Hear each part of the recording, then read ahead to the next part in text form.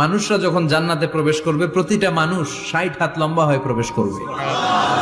এই দুনিয়াতে দাড়ি রাখার জন্য বিশ্বনবী আদেশ করেছেন, কিন্তু জান্নাতে যারা যাবে এদের দাড়িও থাকবে না, মোছও থাকবে না, গায়ের মধ্যে পশমও থাকবে না। সুবহানাল্লাহ, বাড়ি দিয়ে গিয়া চিৎকার করে পড়েন আল্লাহু আকবার। তার মানে মানুষ হলো আশরাফুল মাখলুকাত, গোটা বিশ্বের মধ্যে সেরা।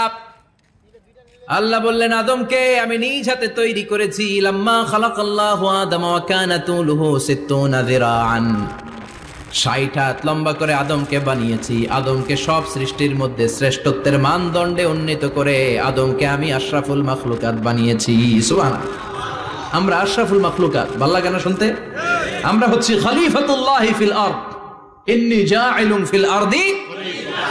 আল্লাহ বলেন আমি দুনিয়াতে আমার আদেশ বাস্তবায়নের জন্য লিইজরাই আহকামিল্লাহি ওয়া তানফীযি আওয়ামিরিল্লাহ, আল্লাহর আদেশ